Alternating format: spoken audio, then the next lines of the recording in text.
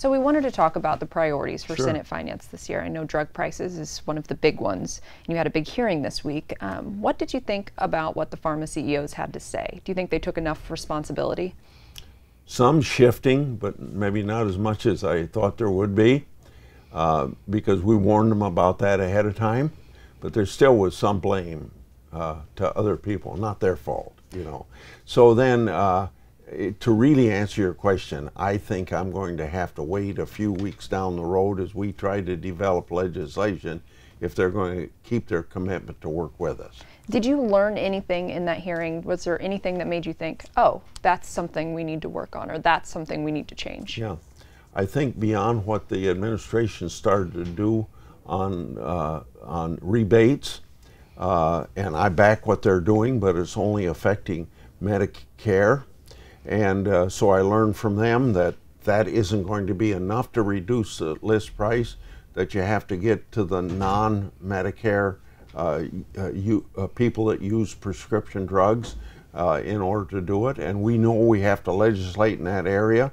Now, maybe that was their putting us an excuse off, could have been. But on the other hand, I know that we have to legislate in that area anyway. There seems to be such broad bipartisan support to get something done, but there are skeptics who may not think there's going to be an actual bill at the end of this. What do you see happening? Where's an area for bipartisan? Well, I have some skepticism too, even though I want to get legislation passed, and it's based upon many things that I've had differences of opinion with Big Pharma. Don't get everything done you want done, you know. It's like a simple thing that Durbin and I tried to get done last Congress, putting the price of a prescription drug on the television screen when they're telling you how great their drug is for your whatever's wrong with you, and then they're telling you, taking half the time to tell you the side effects of it, you know. But we got that through the Senate, but we didn't get it out of conference. So now the administration is trying to move in that direction, so we still might have it. But I just give you, that's a simple thing, and yet they were fighting it, see. Or they don't like our pay for delay bill that I got with Democratic Senator Klobuchar. I don't think they really like the creates legislation that I have with Democratic Senator Leahy. But they did say that they did support creates as an example. At least some of them did at our hearing. But that's what you're up against, you know, just common sense legislation that we're trying to get passed to reduce prescription drugs. You know, it just drags on and on and on. That's why I'm pessimistic. But we don't give up just because of that. And we have great bipartisan support, because you see even on the Republican side, where maybe you'd think there might be more support for Big Pharma, seems to be a lot of Republicans raising the same questions I'm raising. I've met with 2 or 3 Democrat House members that are very interested in this issue, and they're in a position to move along legislation. And so I'm very hopeful, based upon bipartisanship, plus the fact that where every county meeting I have in Iowa, and you know I have the reputation for 99 county meetings every year for the 38 to 39 years I've been in the Senate. And I hear about the high cost of drugs there, and every senator is hearing from it. You know, my last question on this is just, you wrote a letter to the big 3 insulin makers. Do you plan on bringing the CEOs of those companies in as well? I know one was in this past hearing, but do you plan on bringing in the others? I won't make that decision until we see what answers we get. Okay.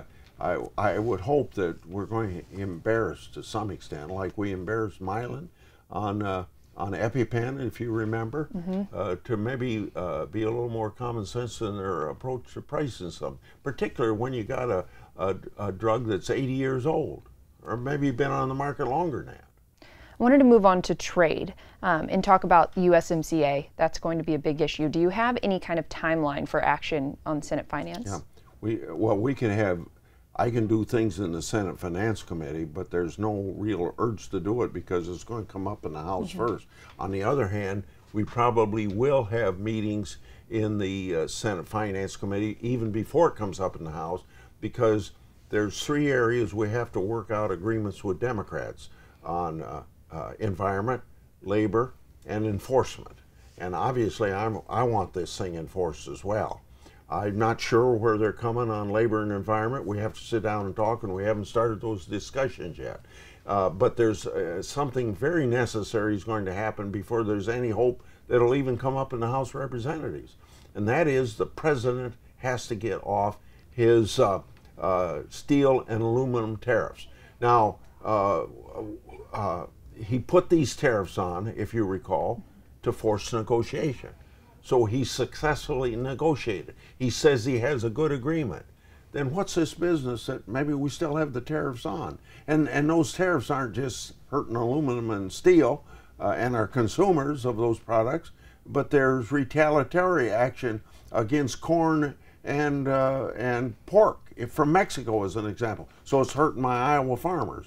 So whether it's Mexico or Canada or the United States, all three countries are saying to the President of the United States, you got to get rid of these tariffs. And I'm of that same opinion.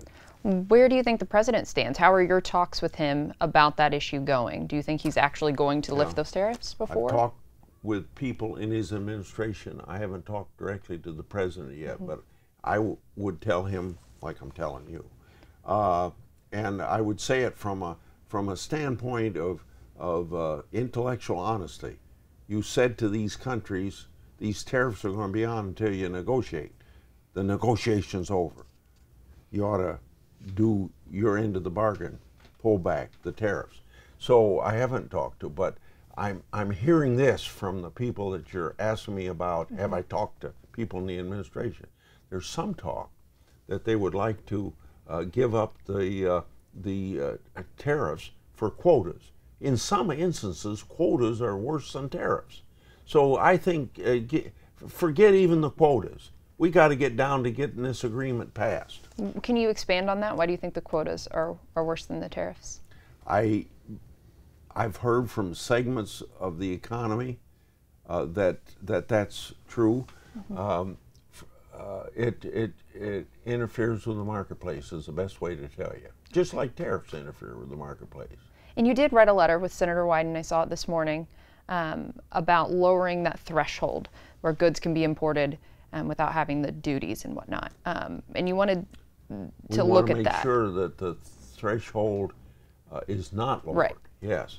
And the reason for that is, particularly for small business and for people that don't import tons and tons of stuff, that you don't want the red tape that applies to a lot of agreements for something that's under $800. Do you think that change is going to go through, and do you think there are other changes that you might have to talk to Lighthizer about? I've talked to Lighthizer about it, face to face, one-on-one in my office, so he knows where I feel about that. This letter just makes sure it's bipartisan. So do you think this is going to make it through Congress, just big picture? I mean, do you think there's enough support on both sides of the aisle to get this done? I think you better ask your question of Speaker Pelosi. And the only reason I say that, I don't have any reason to believe right now that she's not going to bring it up. But she's the key player here because it's going to come up in the House first. And I know what she did with Columbia in 2007. For the 4 years she was Speaker of the House, it didn't come up. In 2011, when Republicans took over, we finally got Columbia approved. I also wanted to ask you about the bill, or the resolution that the House has passed to terminate President Trump's national emergency. How will you vote on that, and do you think it will make it through the Senate? I'm leaning to vote against the resolution of disapproval. It will make it through the United States Senate. It will be vetoed by the President. The House will have a veto override vote. They won't get 2/3 vote in the House of Representatives, and then it won't come to the Senate for veto override, and so that'll be the end of it. Unless the courts say the President doesn't have the authority to do it, he'll go ahead.